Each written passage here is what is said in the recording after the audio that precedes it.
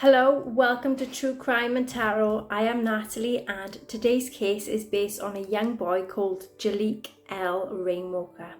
So Jaliek, he was born on August the 2nd, 1995, and his hair at the time was light brown and he had very curly hair, and he also had a blonde highlights at the time as well in his hair.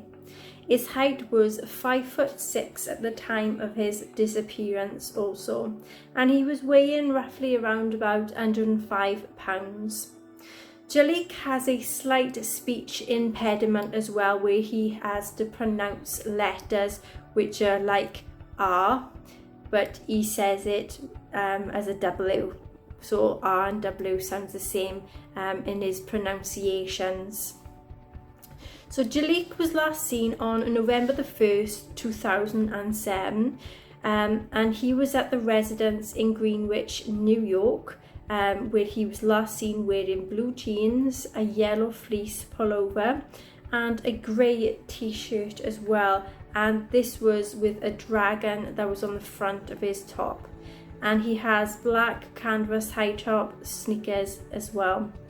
He may also use the name J as a short pronunciation of his name.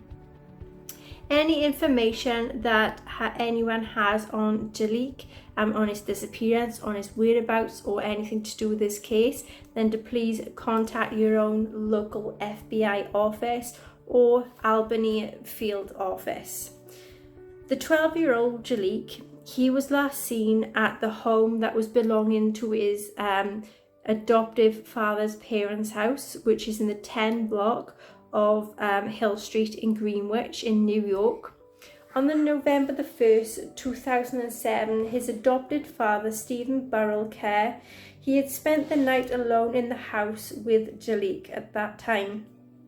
And Jaliek had disappeared in the night, and he has never been heard from or seen from, ever again. Stephen had said that he woke up then the next morning, roughly at 7:30 a.m. the next morning, and he found a note that was left that was from Jaliek, and it had said, "I would no longer be a bother anymore," and goodbye, and then signed by Jaliek's name. And this was left behind. Stephen had reported his son missing at 8:57 a.m. on that day, and he is not believed to be carrying any cash at the time or any credit cards when he had gone missing. So Jaliek had been living in his adoptive parents, Stephen and his wife Jocelyn A. McDonald's house for roughly 5 years by the time of 2007. And he was born addicted to crack cocaine and spent his early childhood in 6 different foster homes. And his parents stated that Jaliek had a violent temper and a lot of bad tantrums. And his 4 siblings were afraid of him. His former foster parents then, Jody and Larry Schoen, who are cared for him for literally about 4 years, they confirmed this, that stating that his outburst could last up to an hour. The Schoens then described Jaliek as a very intelligent young boy, but he's very, very troubled. And the Schoens had originally planned to adopt him out, but after that he had attacked their daughter. He was then 7 years old at that time, that they decided that they could no longer have him living there with them any longer. So then he eventually had got up and he had moved to the different foster parents' house. And this is Kerr and McDonald, who we are saying that currently was their adoptive parents for Jaliek, who have 3 biological sons and 1 adopted daughter at the time of his disappearance. And the children had ranged in the ages from 8 to 14 years of age at the time of Jaliek's disappearance. Jaliek's adoptive family leads a non-traditional lifestyle. this was the time of the disappearance. This is the way they wanted to live. Their home was in a very rural Washington County, which is in New York, and there was no running water. If they needed toilets, then they were to go outside to the outhouses for toilets. It is only electricity that comes from a generator that runs for several hours just during the day, and everyone seemed to have slept all in one room. The family stated that they lived this way just because it is better for the environment, and his family still owns the home. But in 2008 they had moved West Rupert, Vermont at this time. And Kay and MacDonald then had stated that Jaliek was both suicidal and homicidal at the time of his disappearance, but he was not taking any psychiatric drugs for any of his medical conditions or his mental conditions, and he hadn't been receiving any psychotherapy neither. On October the 23rd, 2007, a little over a week prior to Jaliek's disappearance, Kay called a crisis hotline, and he had said that Jaliek was very unmanageable at this time, and he had been threatened a small child in his own school group, and MacDonald was very afraid of Jaliek and no longer wanted him living there with them, as you know, because they had other children themselves and they were scared that he could do something to them. So what had happened then, they had tried to reverse the adoption. So they had called the crisis worker, and the crisis worker had said that it is not possible to reverse the adoption. They could just only suggest some respite care for the time being. So that's what they tried instead. So Jaliek was sent to the home of Elaine and Tom Person as well, that is very licensed foster parents who had provided respite care for Jaliek before in the past as well. They kept Jaliek until November the 1st. Then they had returned him to Kay, who had planned to send him to another respite home the following day. And that was the day then that Jaliek had gone missing. So there was an extensive search then for Jaliek in that area that turned up to no indication of Jaliek's whereabouts of that day. But within a few days then, the police announced that they thought that he could have met with some foul play. And since it is unlikely that a child of that age would survive on his own, however, the possibilities that Jaliek ran away or committed suicide have not been ruled out. MacDonald took a polygraph in his case, but Kay refused to take one as well. So both of the parents maintained their innocence in this case, and they stated that they believed that Jaliek had simply just run away, and they suggested that he might be living with a African American family or African American gang, because he always considered himself as African American and not biracial. And what he wanted to do is he wanted to stay with them, but the persons had said that the farewell note that Jaliek supposedly had left on the night that he vanished was not a goodbye note, but rather a letter that he was assigned to write by his own father for homework. But Kay had allegedly told his son to write a note apologising to all the people that he had harmed, and Tom saw him writing it out, although he didn't actually read it at the time. Elaine and Tom then, they believe this was the note that was found after Jaliek had vanished. Elaine and several of Jaliek's former foster parents and his adoptive maternal grandparents started a website that was publicising Jaliek's disappearance, and Elaine wrote that she believed that Kay had harmed Jaliek on the day that he had gone missing and caused his disappearance. In January 2008, the police named Kay as a person of interest, in Jaliek's disappearance, and they stated that they had some video surveillance camera footage of Kerr driving his van around Greenwich after midnight on the night of his disappearance, that at that time Kerr said that he was fast asleep. There is cell phone records also that indicates that Kerr took a different route to the house than he had said to the investigators previously, and appealed for information on Kerr's whereabouts as well on November the 1st and November the 2nd. Later in January, an anonymous letter about the case was sent to several local media outlets. And the letter had read, as I previously said, Jaliek still alive, needed a foot soldier, and fourth is war on drugs, and picked him up on Route 40, Post 30, and he's okay. No fake.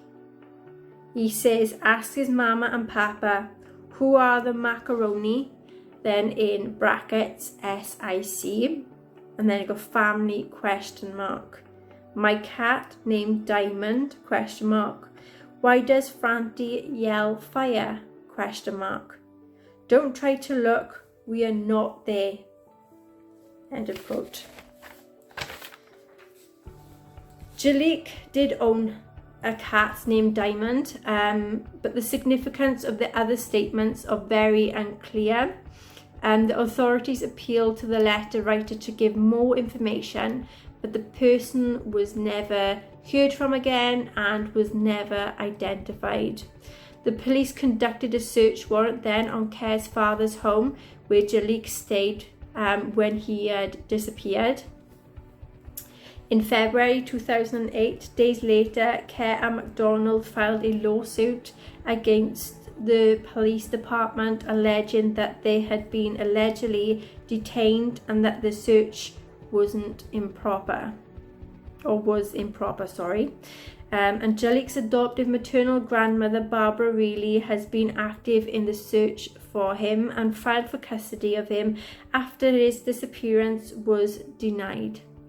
In July 2008, she was charged with burglarizing Kerr and MacDonald's home, and Reilly was pleaded not guilty, and shortly after the burglary, police went to the home and removed a piece of clothing for testing, and they stated that Reilly had seen clothes while she was inside, and in the media interview, Reilly stated that Kerr had anger management issues and had been going to counselling for them, and that MacDonald had made him move out of the family home for a brief period twice in 2007 because of his angry behaviour towards the children.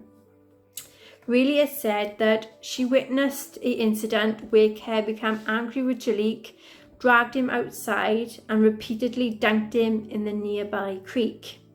She said MacDonald made Kerr write a letter of an apology to Jaliek for this and made him do the child's chores for a month.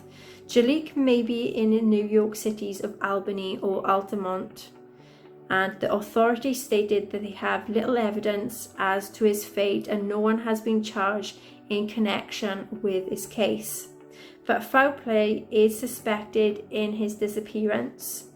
The investigating agency is Greenwich Village Police Department, and the number to call is 518-692-9332. Also, you could contact Centre for Missing and Exploited Children on 1-800-843-5678. The night of the disappearance at 8 p.m, it was both confirmed to be eating dinner at a local Red Robin restaurant.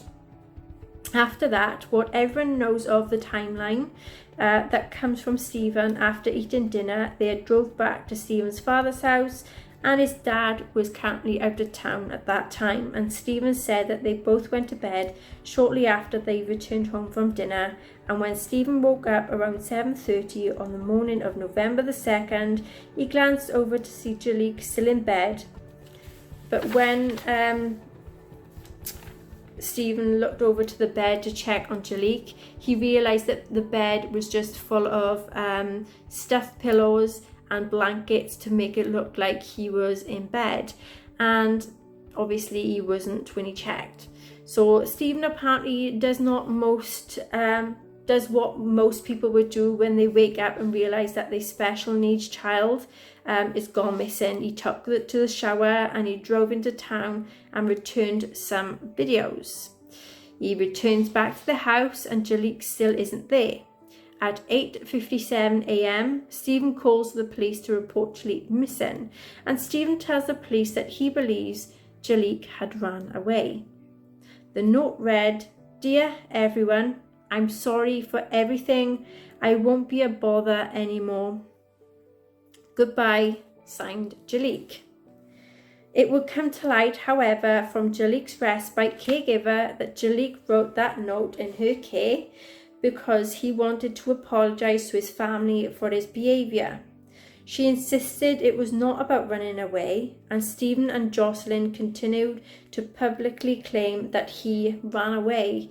After a few days, they also suggested that he might have been suicidal due to the problems he was having getting along with others. And lastly, they also suggested that they might have joined a gang, although there is no evidence to suggest that this may be true. The police conducted a search on the house in Greenwich, allegedly the last known place Jaliek was seen, and they actually found the duffel bag and stuffed with animals that Stephen said Jaliek had took with him. And it was tucked in the corner of a garage by January 2008. Stephen Kerr was an official person of interest, and they did a polygraph, Jocelyn MacDonald, and the results was inconclusive for her, and Stephen refused a polygraph. A couple of months after the disappearance, Stephen said he received an anonymous letter, possibly from Jaliek. The frantic yells is a reference of a song.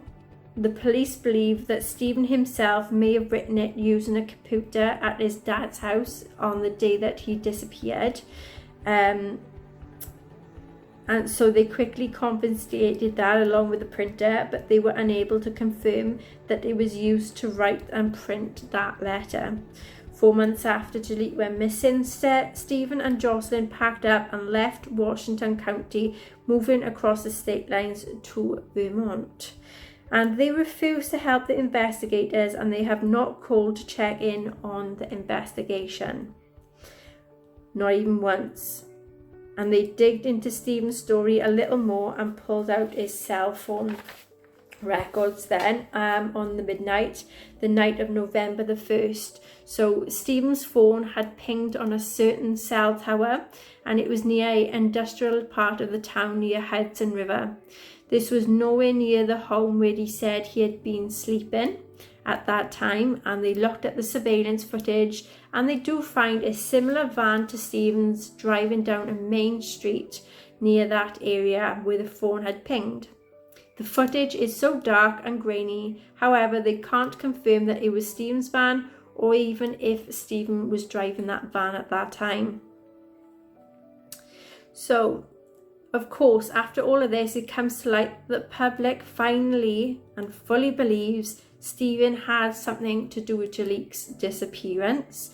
Barbara, Jocelyn's mother and Jaliek's grandmother, does some media interviews, and she constantly prays all the time for Jaliek's safe return. But after a while, she comes forward to say that she also believes Stephen did actually do something to Jaliek, and that her daughter is helping him to cover it up. What Barbara had found had put a knot in her stomach. In Jaliek's corner of the room sat his yellow fleece sweatshirt. So the same one that was on his missing persons description, the same one that was listed on all the flyers, and the same one that Stephen claimed Jaliek was wearing when he had disappeared. Barbara's first reaction then was that they have been looking for a boy in a bright yellow hoodie all this time, but actually he was wearing something completely different. Her second reaction was Jaliek's definitely met with foul play and that Stephen and Jocelyn had something to do with it, no matter what. The question of Jaliek's biological family comes up often too. His mother, now residing in Florida, has been exceptionally helpful to the law enforcement, and she offered a DNA, and she said she will do whatever she can do to help. And the police have said she has been super cooperative, and his resemblance of the Judgment of Solomon story in the Bible with the real mother is identified because of her compassion to this child. And there are a few theories that is in this case, although one rings more obvious than the others. So, number one, there is a runaway. Did Jaliek run away? Question mark. Not very likely, as all his belongings were left behind, the same ones that Stephen said he took with him. If he ended up in the wilderness of New York, it is almost certain he would not have survived. Number two, joined a gang. So Stephen still brings up this theory and believes this to be a real possibility. Number three, suicide. So Jaliek did have a rough life. Maybe he was just tired of it and all the bouncing around. Possible abuse may have been involved. How does a 12-year-old commit suicide and hide his own body? Number four, Stephen Kerr and Jocelyn McDonald. This is what everyone believes, including the police and the foster families that cared for Jaliek previously. Along with community members and even strangers, have paid for billboards, participated in searches and hung up missing posters. But then Stephen and Jocelyn have done none of those things. So how was the home of Stephen and Jocelyn approved to be a therapeutic environment in the foster home? The state has to conduct evaluations and approve foster homes. Did they fool the children and the family services, or is their lifestyle one without running water? 7 people in a 2-room cabin in New York. Perhaps this case should shine light on that system and how that likely played a role in failing little Jaliek Rainwalker. This is where I started to tune into this case. This is where I wanted to put my input in there to see what I predict. Like I tune into the young boy's energy and the other energies of everybody else that's in this case, and I had that sensation, that incline to actually, put something forward to see what actually happened to this Jaliek. So there was 4 main questions that I had asked, and number 1 was, what happened to Jaliek L. Rainwalker? 2, who was involved in Jaliek's disappearance? Number 3, where is Jaliek L. Rainwalker? Then 4, what is the final outcome to be for Jaliek L. Rainwalker's case? Okay, so first question then, what happened to Jaliek Rainwalker? The first card that came out was Hangman. So they was being victimized and in a moment of surrendering and sacrifice, and also being really restricted and feelings of being tied up. Reverse 8 of Wands, there was struggles, stress, panicking, there was arguments and possible interference from a third party. Reverse 3 of Wands, there was regrets, impatience, and also feelings of being homesick. High Priestess, there are a lot of time alone and being independent. There is counselling or there is learning. There's secrets and motives that is involved too. Reverse 6 of Pentacles, there was abuse of power and position, and there was a social welfare and some fraud scams that was involved. King of Wands then, there was a mature male who was very strong, very powerful, very proud in himself as well, and he was a role model, or supposed to have been a role model, that was very resilient and a protector. He was a risk taker, very competitive and assertive as well. Reverse 4 of Wands, so there was some instability here. and insecurity, not fitting in and making a lot of issues for the family. Reverse Knight of Cups, there's a male who is very crafty and cunning, very manipulative and insecure. He can be very moody, a troublemaker, and couldn't handle any stress, and also may be involved with fraud. So he may have been a fraudster. Two of Cups then, there was some emotional decisions that was involved, and there was some inequality as well, and union. Reverse Judgment, there was an argument and the need to learn from some mistakes. Reverse Eight of Cups, there was restrictions, running away and saying an apology for forgiveness. There was some entrapment and a distorted body image. Seven Swords, there was a plot and a plan, using some tactics and using mind games, risk taking, involving sneaky business. The Reverse Devil then, we have Jaliek. He had faced up to someone who was very abusive and controlling and said enough is enough. Reverse Nine of Swords, there was hopelessness, facing fears and having a mental breakdown. Who was involved in the disappearance of Jaliek Rainwalker? Queen of Swords, there was a female who appeared to be the boss. She's very reserved, very independent. She's strong-willed and open-minded and very talkative. And she tends to try and talk the truth or get down to the truth of a matter. Ten of Swords, there was a lot of mental stress, betrayal, stabbed in the back, and an assault and violence. Ten of Cups, there was a gathering and teamwork involved, and there was the end to any hostilities. Six of Wands, there was victory and triumph. Reverse Queen of Pentacles then, there was a female who was very shallow, jealous, self-centered as well, and friendly, in some financial poverty. Where is Jaliek Rainwalker? Page of Wands. There is a travel that is involved. There is a sense of being very carefree. He was very handsome, very curious, and very brave. Ace of Swords, there was two sides of it. There was an accident and there was a breakthrough in communication that is involving some writing and using their own head and not their heart. Chariot, there was a movement involving being disciplined and determined, and there was either travelling or a car-related involvement and difficulties. Reverse Three of Swords then, there was bullying and violence and loneliness. Six of Swords then, there was a movement, a travel overseas and running away with an accomplice.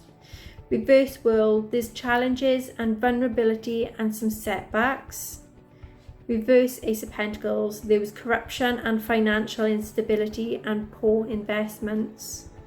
Reverse Two of Swords, there's a lot of hurt and pain, being afraid of everything and everyone, feeling torn apart and actually emotionally cold. Knight of Swords, there was a sudden arrival that was very rebellious, direct and honest, chatty, a quick thinker and a risk taker, who was very, very daring. What is the final outcome to be for Jaliek Rainwalker's case? Reversed Hierophant. So there is some own decisions being made and not being traditional. There's a lot of judgmentalness. Someone is to be arrogant and think of only themselves.